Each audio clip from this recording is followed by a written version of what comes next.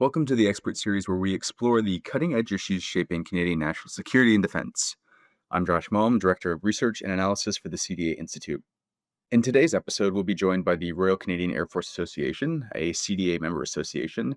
And today, Terry Chester will moderate a panel featuring Andre Deschamps, Colin Keiver, and Richard Shimooka, who will be discussing the pressing recruitment and retention challenges facing the Royal Canadian Air Force. They're going to talk about infrastructure requirements, particularly in housing, the impact of political instability on defense procurement, and the importance of addressing these issues to ensure the RCAF is prepared for future defense needs, and the strategic importance of the Arctic and the potential impact of upcoming federal elections on defense policies. Before we get into the panel on recruitment and retention challenges in the RCAF, I'd just like to say a few words about the CDA Institute. The CDA is an Ottawa-based nonpartisan think tank, and we produce research, events, and content on defense and national security issues that are important for Canadians. And a part of our mandate is to educate Canadians and the broader public on the importance of defense. The RCAF Association advocates for a well-equipped and operationally ready Air Force for Canada.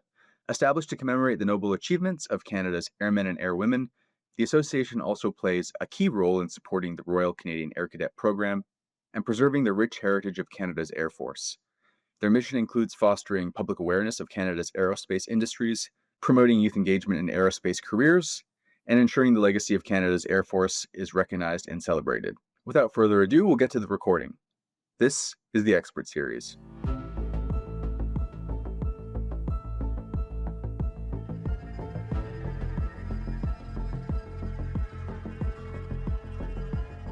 I'll now be handing it off to Colonel Terry Chester, who will be moderating the discussion. So Terry, take it away, and everyone, thanks for joining us today. Thanks, Josh. Great to see you. As Josh mentioned, I'm Terry Chester. I'm currently the chair of the board of the Royal Canadian Air Force Association, which is the support organization out there helping our Air Force. We've been a member of the CDA, Josh, since its inception. I believe we are one of the larger associations of the CDA, and always a big supporter of what it is you do and supporting your goals and objectives. So, as Josh mentioned, joining me today, we have three distinguished fellows. Richard Shimooka, who is a senior fellow at the Macdonald-Laurier Institute, whose expertise is in Canadian and U.S. Foreign and defense policy, air power, and procurement. And Lieutenant General retired Andre Deschamps. I like the way Josh called you Mister. I'm always used to calling you Sir, but we'll go with Andre for now. Former commander of the RCAF from 2009, 2012. Currently a strategic advisor to the board of directors of the Royal Canadian Air Force, and also a good friend of mine. And we have Major General retired Colin Keiver, who was a deputy commander of the RCAF until mid-2023, is currently a partner at CFN Consultants, as you can see in the logo behind him there. And happily for us, is also one of our strategic advisors in the Royal Canadian Air Force Association. So an experienced and knowledgeable team. Thanks very much. We're going to address some topical issues, as Josh mentioned, regarding the uncertain times we find ourselves in. We're going to explore some issues regarding the current state of the military. We're going to talk a bit about recruiting and retention and some of the problems being experienced there. Move into some equipment acquisition areas that are current and topical, some infrastructure issues, and finally, if we have time, we're going to move into the current geopolitical flux and the impact that it's going to have on us. And that's a lot to try and unpack in 40 minutes, but so we'll do it. So I'm going to go with a question they put that they set out to you. The question is, it's broadly recognized that the Canadian Armed Forces is going through a rough period. I think that's probably the biggest understatement of any question to start out with. We've been going through this rough period for quite some time. We're transitioning down. At the end of 2023, it was declared that the Air Force, the Canadian Armed Forces, was short about 15,000 members. To that end, the RCAF is no different than the other three services. We're all experiencing it. So to start with, it says, could you share some of the details about the extent of recruitment crisis in the RCAF? And I think I'll start with you, Colin, because of your recent experience and recent activity with the Air Force. So could you share some views with us on that?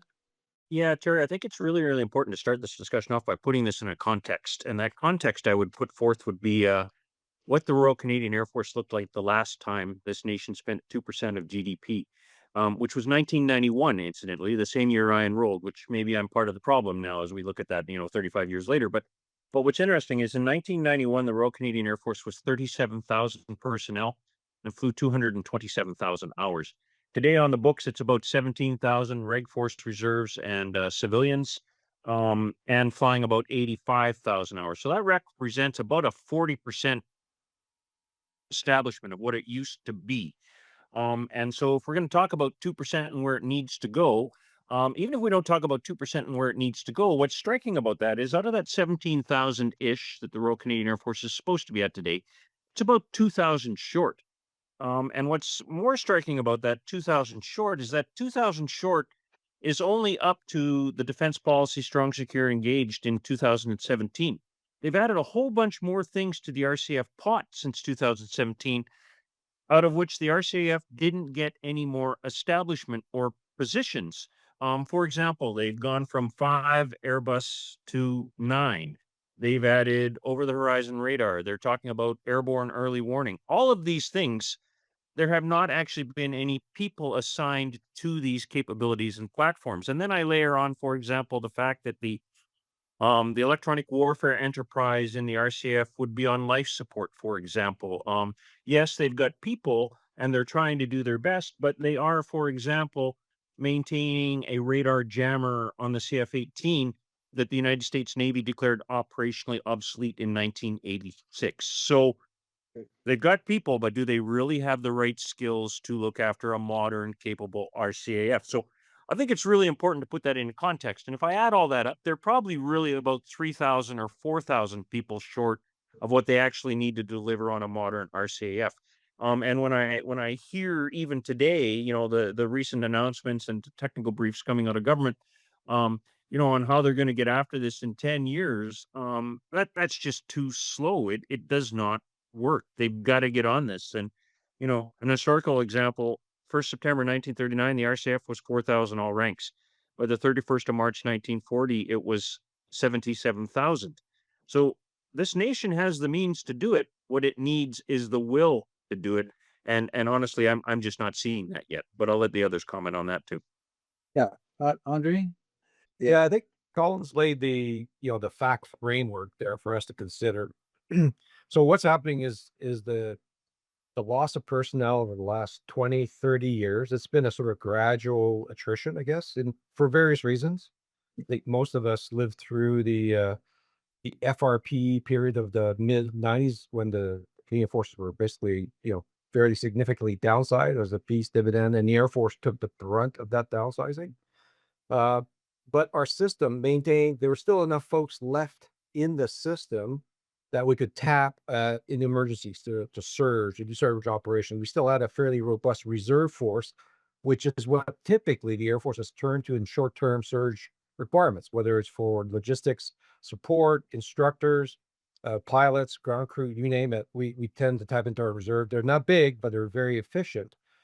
The problem is over the last, 20 years or so, we've gone to the well a lot on tapping those few people that are in our system that can be surged.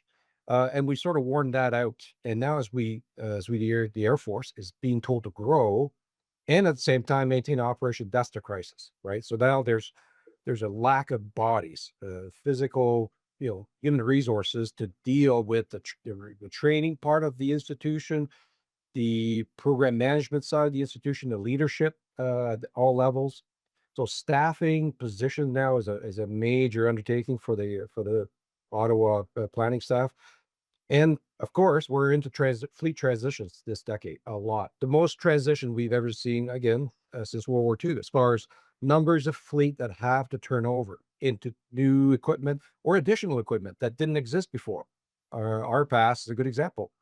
Although the Air Force did operate UAVs for a short period of time in Afghanistan, we haven't since 2012. So that those people have gone. They've been reassigned to other priorities. So now there's a relearning that needs to occur inside the Air Force, which means it takes personnel to do that. And then that sort of trips into readiness. And of course, the former CDS, General Air, talked about this extensively, probably since 2019, 2020, started, putting up the red flags to government that we were in a personnel crisis, COVID having triggered, a more acute, case for us to look at. Before, you could sort of get by, but COVID just sort of made it 100 times worse because we couldn't recruit, couldn't train. So whatever the problem was, it got exacerbated by tenfold.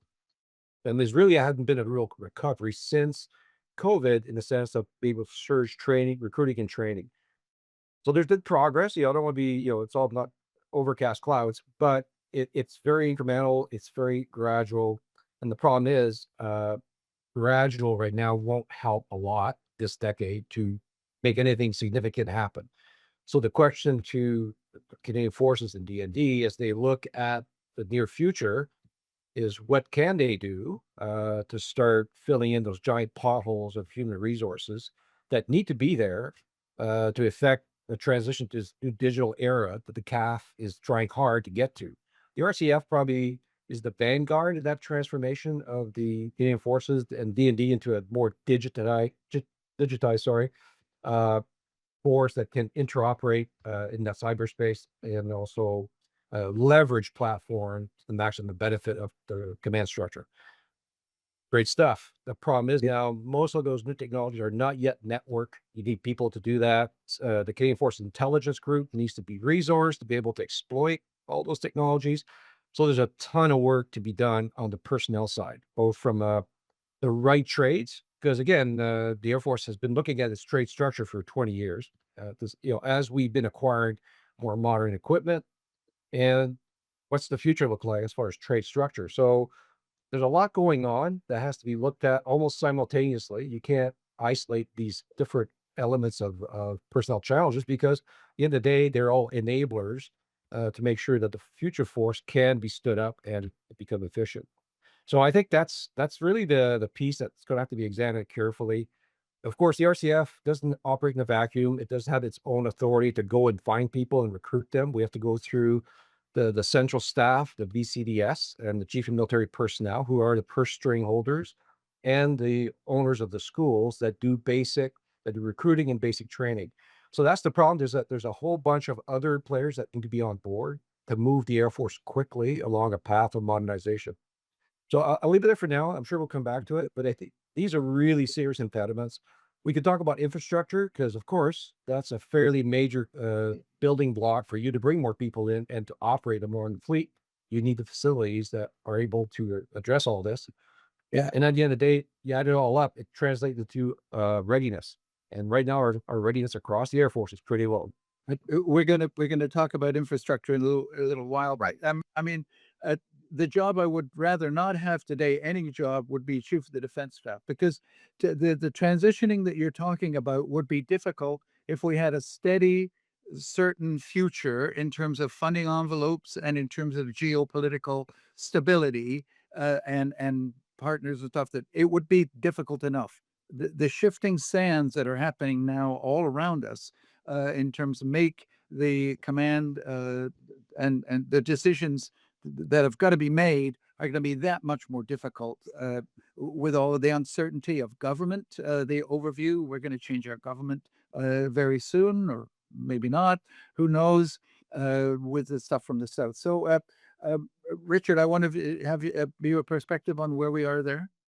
Yeah, so I think you've both Colin and Andre have covered some of the major points, and specifically thinking about the future technology environment, which is an area of my focus, it's a bit scary. I think if we look at RPAS as an example, we've acquired a system, and we acquired it in a way that it made sense, let's say, in the early 2000s or even early 2010s at most. But if you look at how our allies have acquired a similar system, it's not so much about the platform. It's about the back end network capability to sort of aggregate all that data and then distribute it to a whole network of other capabilities, other personnel, other services, other allies. And we haven't even started, or we have started. We've just barely scratched the surface on this area of capability. And that little portion I see everywhere replicating the CAF. the Air Force is moving ahead partly because of the environment that we have with NORAD certainly puts us in a place where we need to be up to date with what the United States is doing, and the United States Air Force is one of the leaders in this area.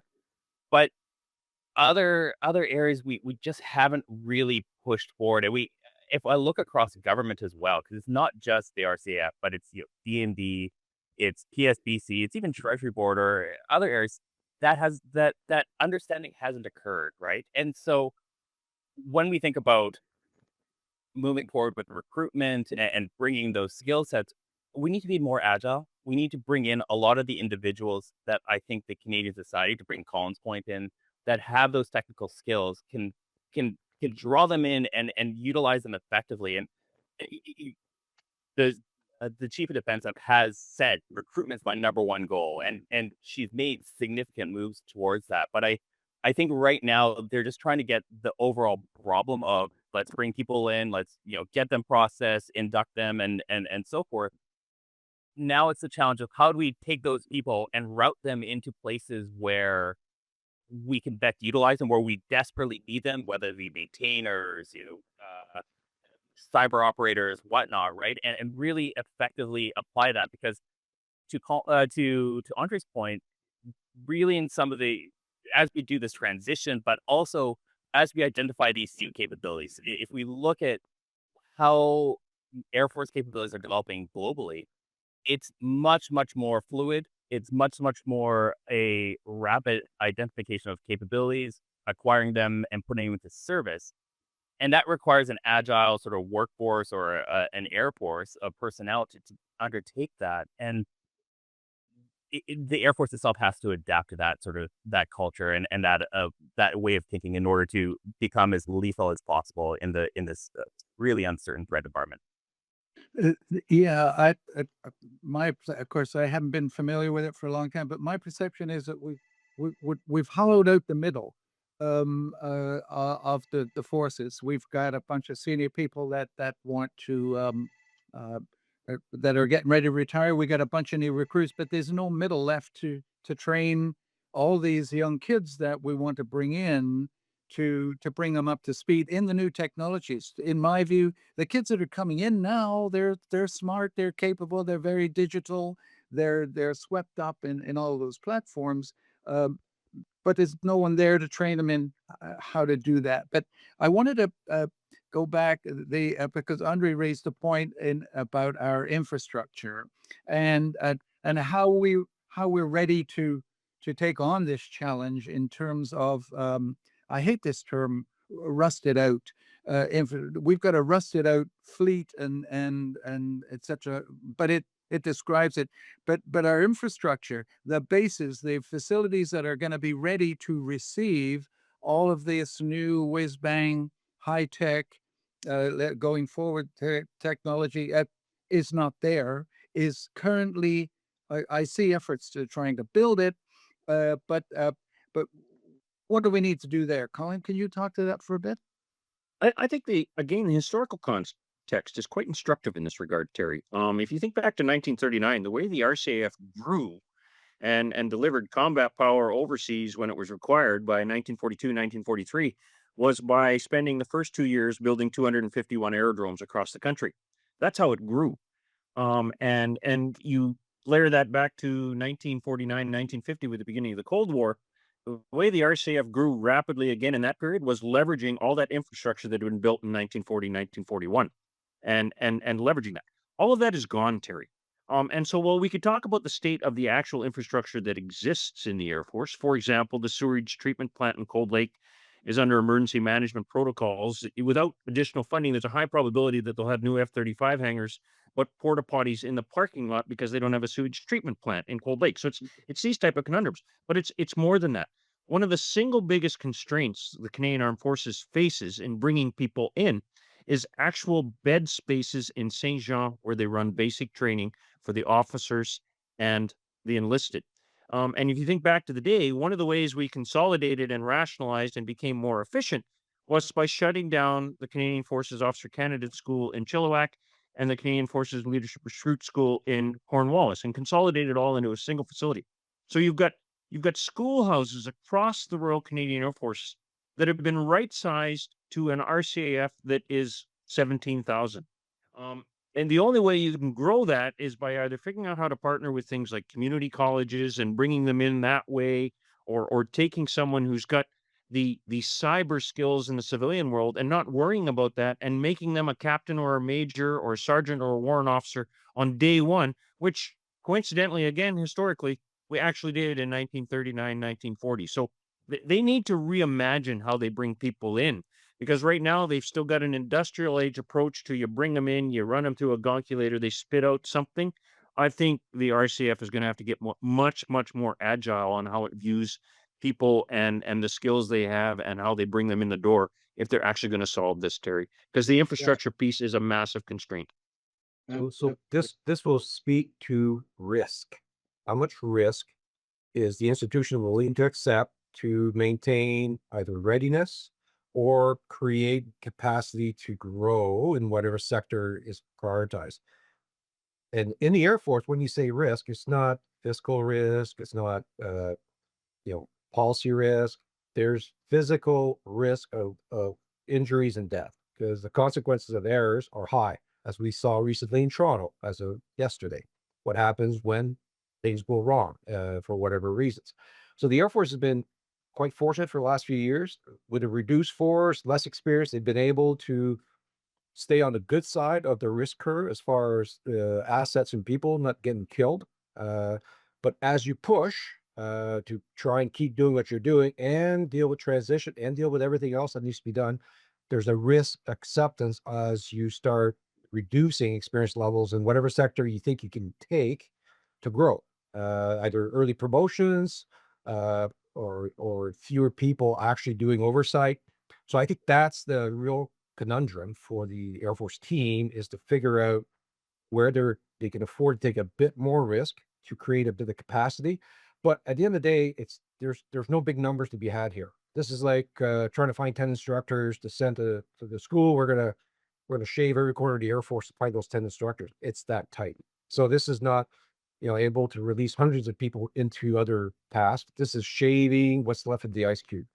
As the Air Force waits for the system to address infrastructure, housing, recruiting capacity, so there's more space to train and house people, and then accept people, they have to go somewhere, and that somewhere requires support. And that's the issue now. You can't do it sequentially. You got to do it at the same time, or grow at a pace that allows you to bring more people in. So I think that's the buying's been in for 4 years now, 5 years. There's been some progress. I think we've mentioned some of these incremental, good steps. Base pay for pilots has been bumped up. It took a couple of years to get effect, but it's now, I think, in effect. There's been other incentives put out there for the tech trades, but again, these are good measures, but they're incremental in nature, and it may help on retention, but unless you address the fundamentals that are keeping people back, such as housing, affordable housing, it may not help your recruiting all that much. So I think that's the balance that's going to have to be struck. Where does the money go? So that's the next, we'll have this conversation. If the government gets told to get on with spending, it's not about more airplanes or more weapons. The money needs to go to those immediate pressures, which is the growth part of the institution, which may mean that they're going to spend billions of dollars and see no change in readiness. So that's the challenge. Because they want to see a lot of flash and bang to show our American friends, for instance, that look at us, we're able to field more capacity to meet your demands. And that's the problem. We're in a bathtub right now. Just no matter what they do, short of miraculous cloning, there's very little that can be done to change the readiness decline or stagnation that we see in the Air Force and the Navy for sure.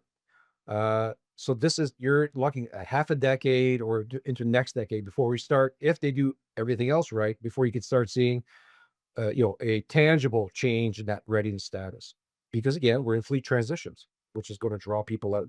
So it's a real tough Rubik's Cube to spin right now. They're going to have to prioritize some parts of it, but it's all outside influence that drives how fast they can get to it, meaning defense spending and vote one, which is the operational money, Right now, we know there's a clawback that's still in effect. Although everybody's running around talking about 2% for NATO, there's still $1 billion coming out of defense pocket on vote one, which is killing an already overstretched budget. So they're talking fast, but until they start addressing those fundamental imbalances in funding and the ability to move things along at a faster pace, we're going to be stuck in this kind of incremental conundrum, and that's going to be very frustrating. I'd like to just point out that we're talking about traditional infrastructure, talking about base housing, even, the bases themselves, right? Yeah. Cloud-based computing, or some of these, everything today is interconnected in some ways. And we could talk about some of the challenges of getting some of these new fleets and security protocols that are required to acquire them or to operate them. And that extends across the entire enterprise. And to your point, Andre, is when we think about the skilled technicians that are able to identify, let's say, what are the cyber weaknesses of this new infrastructure, if there are some, and how do we conceive of, what maybe how can we expand this with new capabilities, and what's the future for them, right? We don't have those people. Those people don't exist, or there's so few of them, and they're running around like a little fire brigade within the department to try to solve every problem that's popping up, and there isn't enough of them. And so it will take decades to build up that workforce internally to be able to successfully bring on these new systems. We're right now talking about existing systems, these existing capabilities. We're not talking about, something like a collaborative combat aircraft that may operate beside our upcoming F-35s, or some new space-based systems that, not even talking about what's going on in the United States, but new capabilities that are coming out. All of these considerations have a much greater depth of technical expertise required to put them into service. And again, we're far too shallow in order to bring that online. Yeah, perfect. Okay, I get that. I want to, speaking of this technology shift, which is critical. Obviously, there has to be a will to change. There has to be the ability to change, and the funding. And Andrea, you talk about it. What risk level are we prepared to accept? Uh, I I don't know whether in terms, because as we know, our masters, the government that direct us, they think in terms of election cycles, and they think in terms of immediate bang for the buck. I think you used the term the flash and bang. They've got to convince the public at large that yes, they're doing something to address this problem. Military, in my view, military and the procurement and the state of the military has never been a big election, and never been a big political issue. There are no votes, from what I've heard the people say, in the military. You can, it becomes a national pride issue, and maybe in terms of what's happening geopolitically right now with the boost in national pride, and suddenly we're under attack.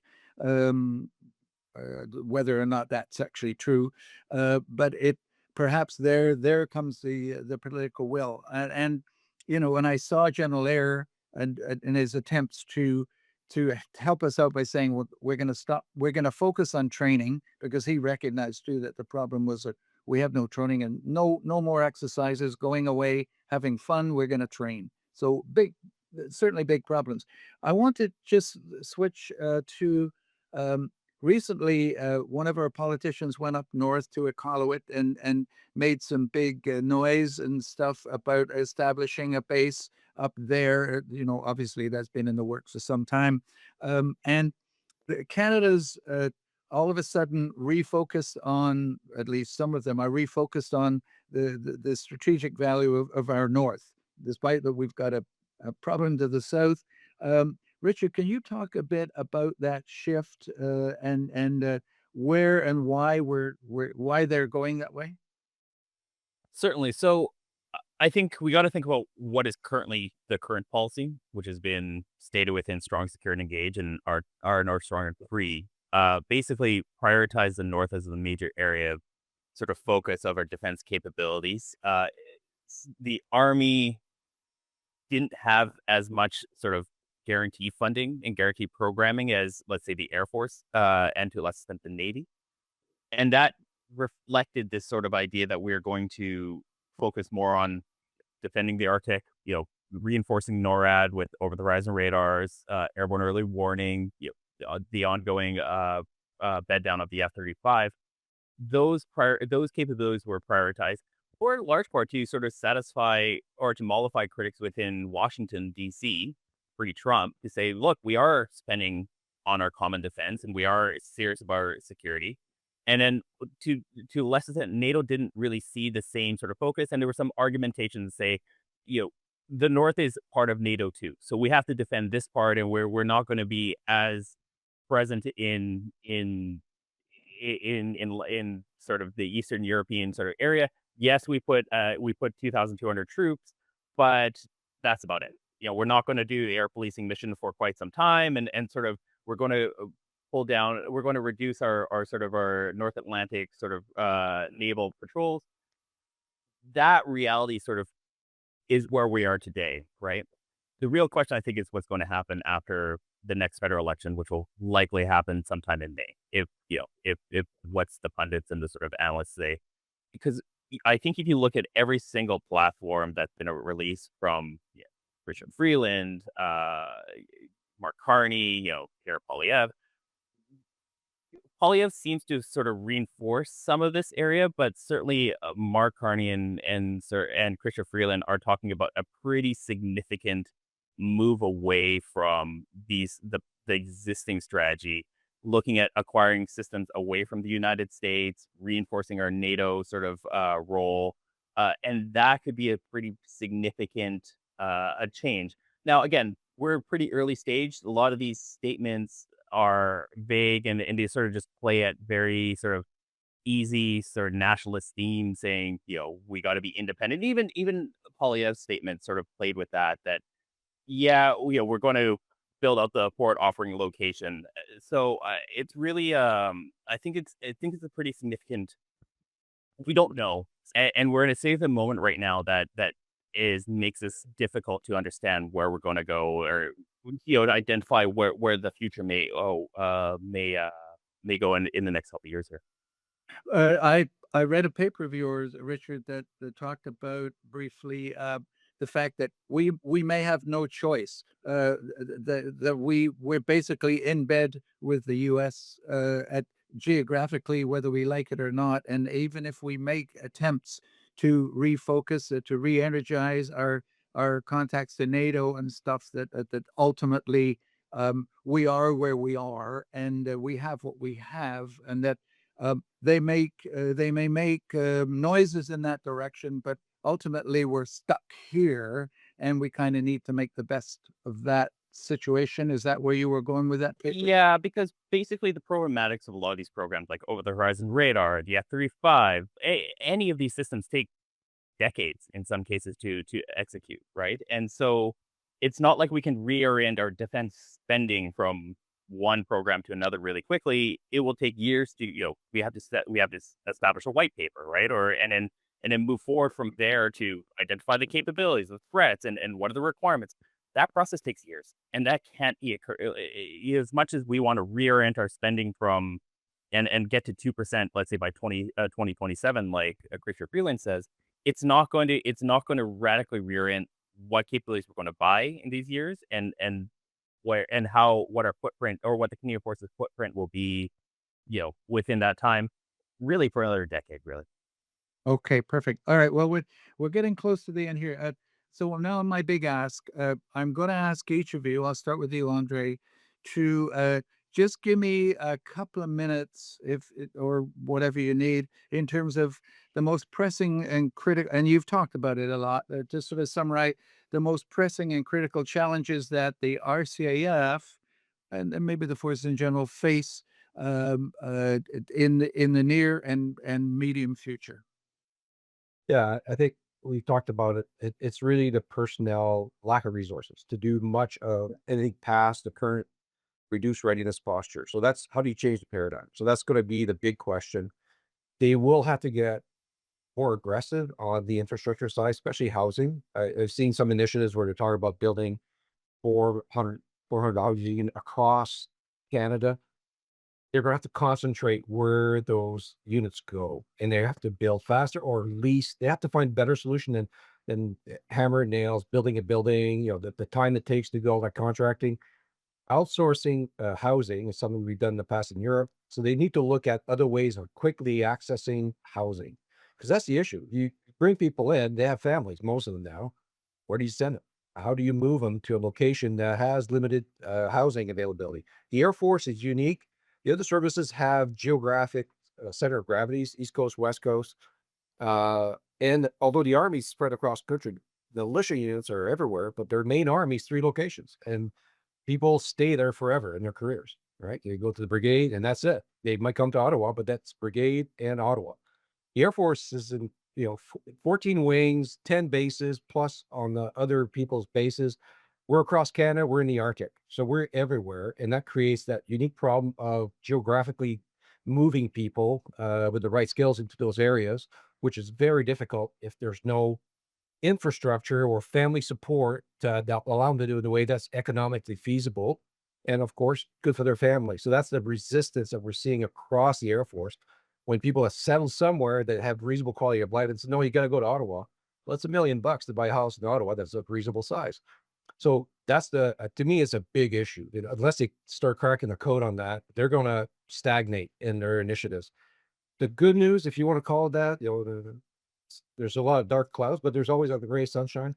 Every time there's an economic downturn, it's a bit of a windfall for the Canadian Forces and the Air Force, because that allows us to recruit more and retain more. So I think what's coming, there's some pretty stiff headwinds from the U.S. as far as the economy is concerned.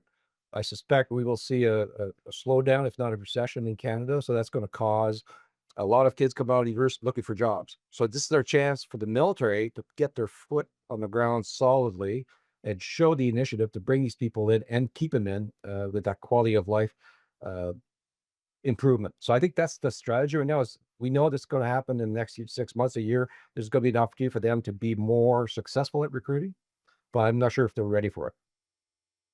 Perfect. Thanks. Colin.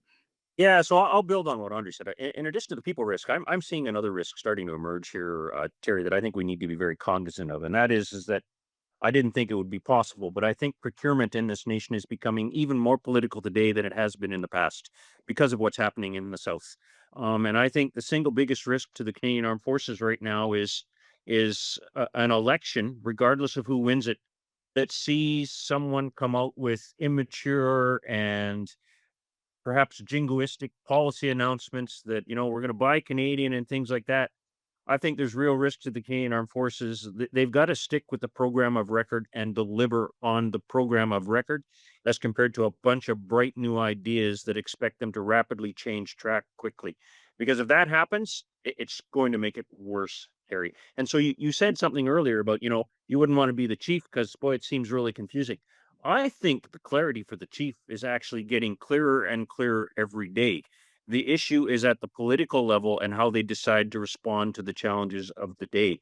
So I think there's significant opportunities for Canada right now. I also think there's significant risk. And what really we need in this period right now is a steady hand on the tiller as it relates to defense and security. And if we don't have that, it's going to get worse. But absolutely. Can you imagine some bright ass politician saying, we'll show those Americans who's in charge, that F-35 program, the P-8 Poseidon stuff, we're not sending our good money down there to those guys. Can you imagine? Well, as you said, I mean, the turmoil and it would just basically upset us completely. So the procurement, we didn't talk much about the procurement and stuff. So Richard, I'm going to ask if you sort of in your summary, can you talk just a bit more about that? And is that indeed, as Colin said, one of our major problems? So let's get you vested up, because that's actually my next column is talking about that exact problem. Is that I do see that risk.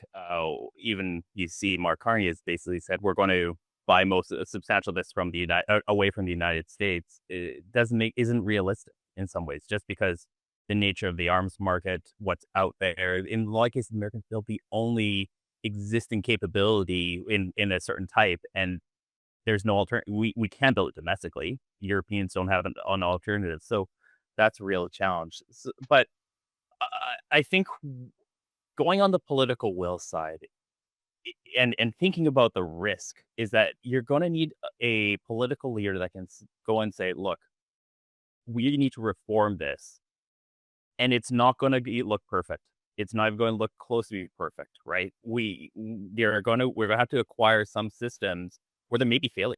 Like we try to engineer out failure through massive amounts of process and oversight and sort of these accountability structures that are, for lack of a better word, Byzantine, and it's not working. We see major capabilities not be delivered on time and at significantly higher cost and lack of stated advertised capability. So what I think the biggest challenge here is, like, if we're going to reform this to address the future threat environment, the future capability environment, is going to require a radically different structure. It will necessarily sort of, I'd like to see personally is where you have clear accountability structures. We have single point of accountability where one person's basically managing a program, rather than this current structure where you have a mess where you have PSPC, you have D&D, you have the services developing requirements, you have ISEDs in there, you have treasury boards, having a final say, you have justice putting their input. This needs to be simplified. The nature of the future capabilities and the nature of the threat environment requires us to deliver systems, in the space of 2, 3, 4 months in some cases, right? And have adaptations that are constantly coming down the line to address the new threats and address the new opportunities. And our system doesn't do that. It's just actually, in some ways, it's designed to be the opposite of that. And so I guess, if there's one thing, the one issue that I say is the threat environment. And how do we deal with that? Because our adversaries are iterating faster. We look at the Chinese, we look at the Russians. And so we need a political leader to go and say, I want to have a Canadian Armed Forces to actually address this and make the best structure, the best approach to actually deal with what we're facing in the future. Because I can tell you this right now, the U.S. government, whatever you say about Trump, but you can say a part of the GOP and even the Democrats, they all see this as a big, they see the threats and they are trying to address the threats. And for so long, we've just not really, we've cut back, we've not really spent to what we need to do or what's commensurate to the threat. And they see it and they want us to do more. And only now we started to get to the stage where we're actually addressing it. And we're not, and we're so far behind, and we need so much effort, so much work to get us back to the place where we can adequately say we're playing a strong role. We actually are making a contribution here. That requires, again, at the top, the political will to push this all through. Yeah, that certainly can take. I yearn back for the good old days when I was a project manager and I was given the authority to make decisions. I was given the money and I staffed it through Treasury Board, and we staffed it and we ran the project. And as you say, now there are so many cooks in there and so many different agendas that it's difficult to even come out with a consensus. Well, gentlemen, I think we're out of time. I thank you sincerely for your input. And Josh, whether you're still on or not, thanks for setting this up and giving these gentlemen. There you are. Thanks so much. A great deal. We've unpacked a great deal, and thanks so much for your input and wisdom. That's all for today's episode. If you enjoyed the program, don't forget to subscribe to our newsletter and be sure to follow us on your favorite podcast platform so you never miss an update. For more in-depth analysis and updates on national security and defense, be sure to visit our website at www.cdainstitute.ca, where you can find articles, reports, and more. Thanks once again for the RCAF Association for joining us today for this important discussion. Thank you to our panelists, and thank you very much to Terry Chester for moderating the discussion. We hope you'll be joining us next time.